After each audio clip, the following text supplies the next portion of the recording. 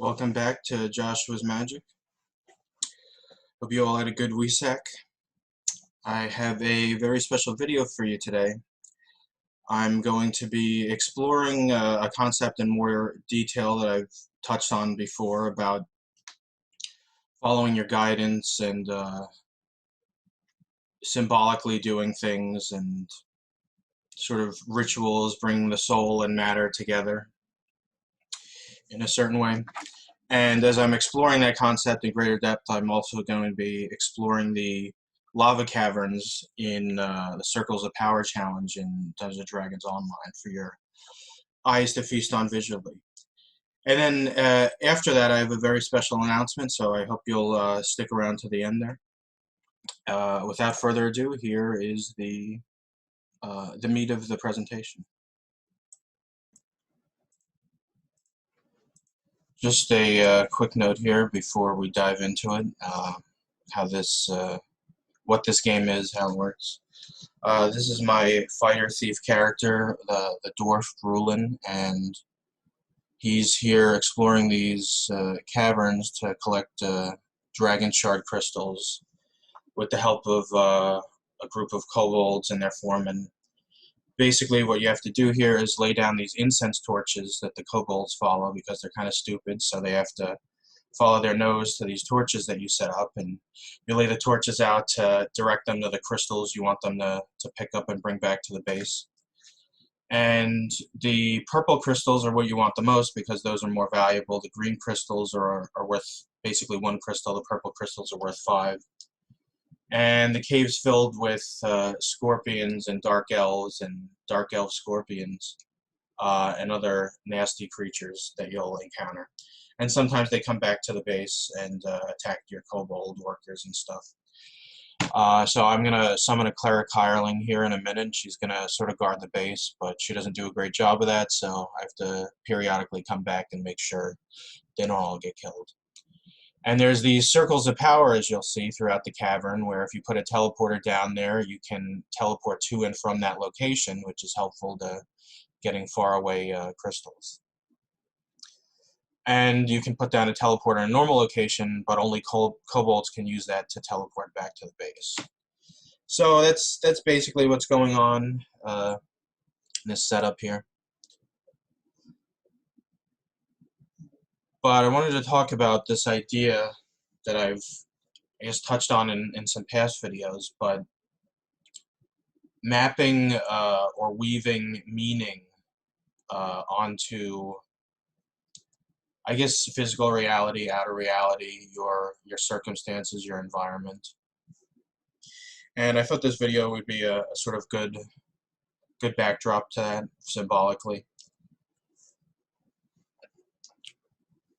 I just say this kind of work, because I've been doing this sort of thing for a number of years now. It came out of my practice of the Latihan in Subud.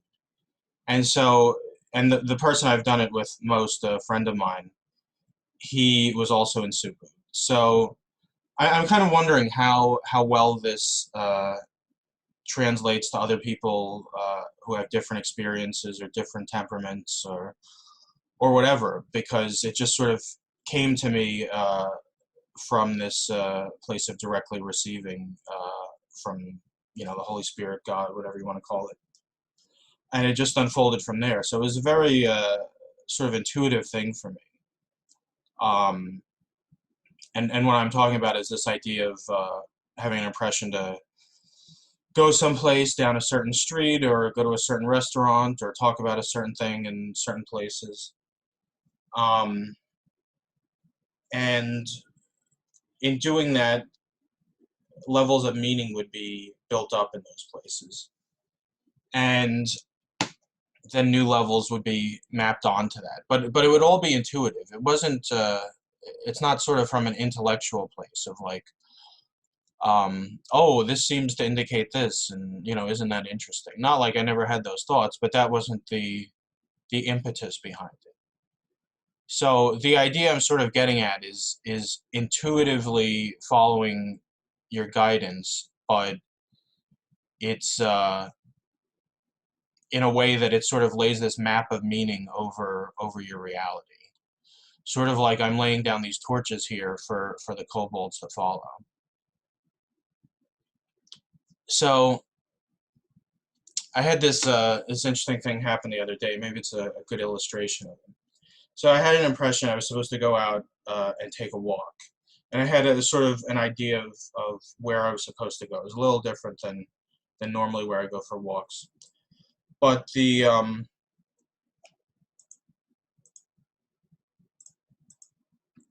impression I got was a certain person that I knew, and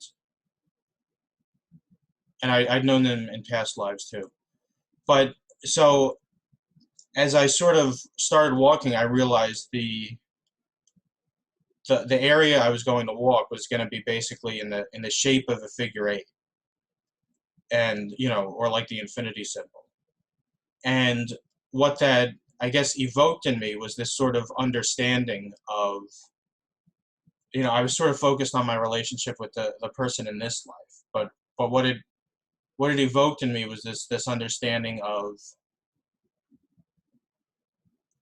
that I've known this person in a bunch of other lives, and to see the relationship from I don't know, a larger or a longer time frame point of view, and that there's cycles within that and stuff like that. But the ironic thing is, I don't think the actual purpose of me taking that walk was primarily that thing. I think it was sort of to give me an illustration to use in this video, if you can believe that. But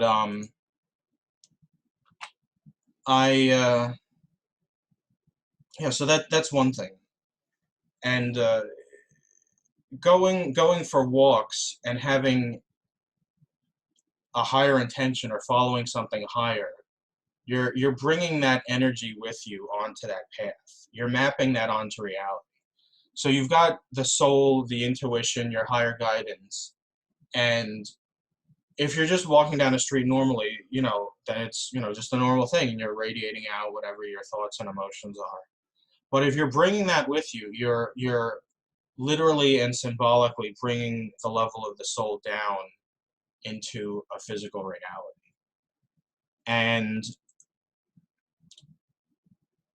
it's not just that it has meaning for you, as it certainly does, but it's bringing that down there for other people. It's this line of thought. Like if you go to some area where people are always fighting, that energy or that thought pattern is sort of ingrained there, and it's more easy to fall into that. But if you're going around your neighborhood and you're following this intuitive path, or tapping into God's will or higher guidance, you're sort of creating a line of activity that other people can follow, potentially, depending on how strong it is, or maybe how many people are doing that, if anybody besides you. But you're also creating this sort of landing strip for higher energies, higher ideas, intuitive impressions to sort of come closer down to that level. And so even if you're not doing it for other people or whatever, and it's sort of just the personal meaning for you, you reaching that level of intuition or the soul and bringing it down sort of has an analogous vibration of making it easier for other people to bring that stuff down in the area, or even in just the world in general, even if it's a very small amount.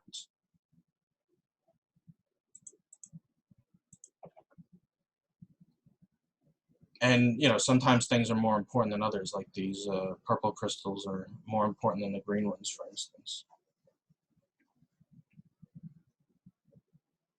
But this process, yeah, the idea I'm putting out there is doing these things intuitively, and not some from a kind of intellectual space. I mean, there might be value in just sort of thinking, well, I'm going to walk around this block and have this intention of this or that. That's not really what I'm focusing on, because that's sort of tapping into a lower mind level, and not like the soul or higher. And that might have some value, but it's not going to have the same value or depth as tapping into the level of the soul.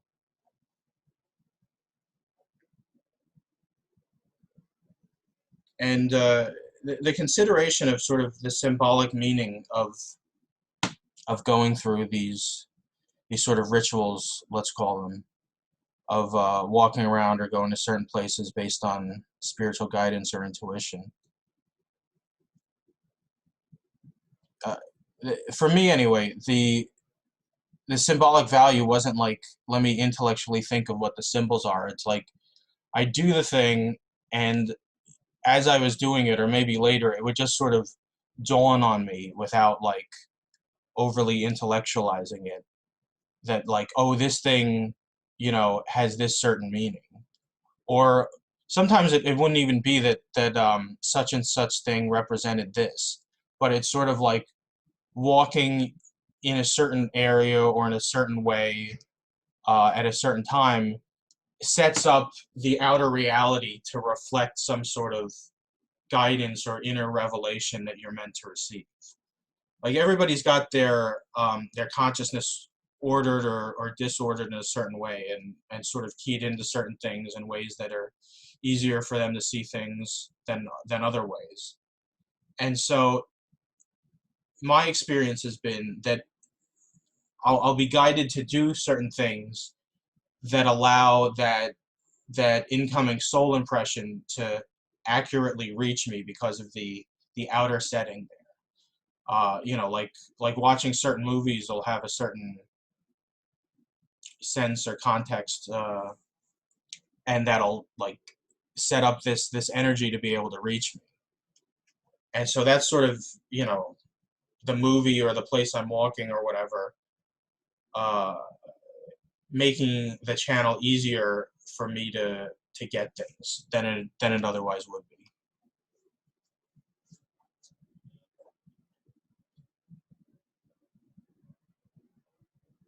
And it's said in the writings of the Tibetan by Alice Bailey, and I'm sure other places, that the soul speaks in symbols. And I've sort of found that to be true myself. But the symbols I usually get are sort of mundane. Like, in some of these occult books, it's like the circle and the square and numbers, and the meaning is sort of laid out. But for me, the meaning is often like characters from movies and TV and things like that. And so, like, I'll have some symbol and it'll sort of come to me, and I'll have an initial inkling of this is connected to this thing, or there's some energy there. And then I'll, spend some time understanding that or putting attention on it and develop that to a certain degree. And then I'll see, later on that symbol will be brought up by my intuition or by my soul. And so it'll have the pre-existing meaning of, whatever it implicitly means, plus whatever I've mapped onto it from that first intuition about it. And then that'll sort of be overlaid with some newer meaning, and it'll be like, oh, well, what's this mean? And I really found that the understanding or communication you can get from this is a lot greater than just like linear speech. Like you have this symbol, and it has all these sort of resonances to different things. And when you build it up, I mean, it basically like a picture says 1,000 words. That's kind of the principle there. Whereas just like explaining stuff wouldn't give you the same level of meaning, and maybe not the same depth. So symbols being a way to access the soul, I think that's an important point to bear in mind, because they also unlock the intuition. Because when you've got a symbol, you're considering whether intellectually or just sort of, I don't know, associatively in your mind, or whatever way. It's like, well, you can interpret this symbol any way you want. I remember I had an impression to ask somebody I knew, these two guys, what do you think about Emperor Palpatine? What does he represent symbolically? And one guy said a flower, And it's like, well, yeah, I mean, you could find a way to make a symbol mean, anything you want, and find, a sort of valid interpretation that leads you there. The Emperor Palpatine flower seems kind of a stretch, but I'm sure you could get there somehow. And so it's like, well, what is the what is the meaning the symbol is expressing? It's not the symbol itself that is telling you something. The symbol itself is sort of a tool or a guidepost for your intuition or your higher self to express some sort of meaning or revelation to you. I mean, it's sort of like the principle of a Ouija board. I mean, my understanding is Ouija boards aren't like such a great thing to do, but sort of the principle of it is like, where is the symbol guiding you? Like well, this thing could mean, I don't know, rulership, or it could mean dictatorial nature, or it could be regalness, or something like that. The symbol of the emperor or an emperor. But what does it mean in this situation? You know, like if that symbol came to you, it might actually mean just sort of the on one level the main aspect be just some person in your life who had like a similar nose to him, or a similar affectation. So symbols, I think, are sort of the par excellence in many ways for the soul communicating things to you. And when you can sort of use reality, literal reality, physical reality, as a symbol, you're basically in your own perception and in the energy precipitated by that, laying the soul closer to the physical plane, or the physical plane closer to the soul. You're seeing them not so separately. You're seeing the symbol and what it represents is intertwined, versus the sort of I don't know, separate way of looking at things. It's like, oh, there's the physical world and then there's the soul, and those things are two separate realities. But weaving them together with this meaning or this symbolic view of it, um, sort of creates this door, this channel for the soul to interpenetrate matter more, and create a way where like if you imagine Santa Claus with his reindeer flying down some landing strip, uh, sort of higher impressions or gifts from God or from above to come down.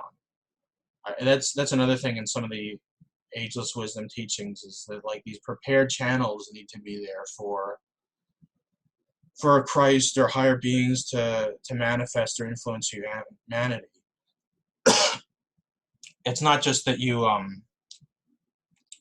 that like your soul or the Christ or whatever is just gonna like come through like a jackhammer and like break down all these obstacles. You have to sort of build a bridge there. It's this cooperative process of you reaching towards God, and then God reaching back towards you. It's I think a reciprocal thing.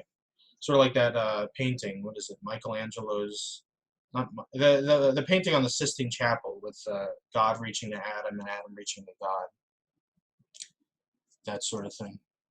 So this whole work is really about connecting two things that today are often seen as separate: matter and soul, or consciousness and form, or from another perspective, appearance and quality, and creating a synthesis of them. And there's value on a personal level, but there's also group value, and value for your region, or the wider area, or the group of people that you're with. And I guess that's the distillation of the idea I want to present here, is using this symbolic understanding, this intuitive guidance and unfolding of symbols on your map of reality, on your physical reality, on your neighborhood, on your locality, takes the universal and maps it onto the particular. And you bridge the gap between those two. You make things come closer together. It's sort of the work of the externalization of the spiritual hierarchy in a sort of symbolic or synergistic way of, because it's setting up this vibration of you're bringing the soul closer to matter, and on another level, the White Brotherhood or the Brothers of Light or the spiritual hierarchy are sort of approaching humanity. So it's sort of them approaching humanity, the higher self approaching to matter. And in you doing the work of that in your sphere, you're sort of creating this wave that makes it easier for them to ride in, like Santa, flying down to some sort of landing strip, you might imagine. So there's a lot more that could be said about this, but I guess that's a fair amount for this video, and I'll get into the announcement after this game ends. I hope you enjoyed the game. I hope you enjoyed the talk. Yeah, sometimes the kobolds here run off to the side, and then you have to go chase after them unless you want to just let them die, but I always try to keep them alive.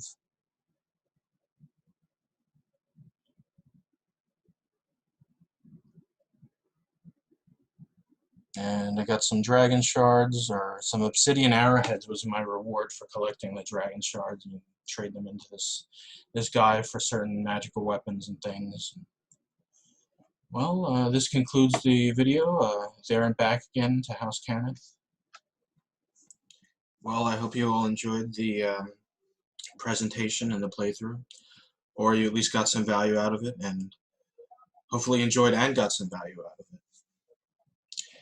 But this idea is sort of a springboard for something that came to me yesterday, the day before WESAC.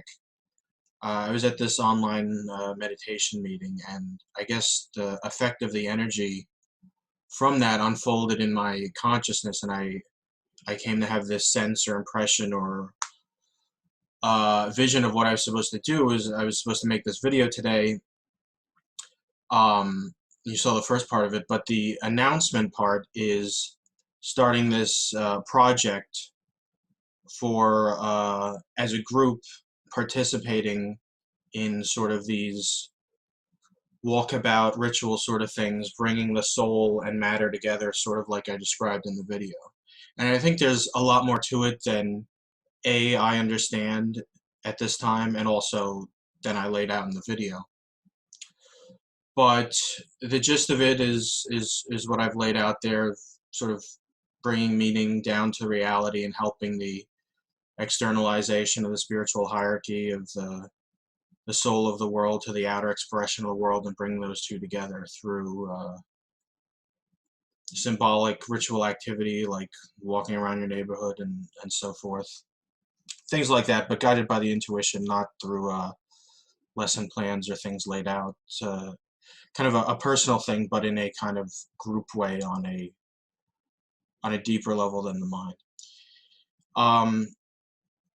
So I would like to extend a hand to everybody out there. If you're interested in participating in this, or you want to find out more, or see if it makes sense to you, reach out to me, comment on one of the posts that you'll find this on, or direct message me, or comment on this video. And I think it's supposed to be called the Synthesis Project. Not like it's the only synthesis project in the world from a certain perspective, but that's the sense I have. So light and love to you all, and live long and prosper.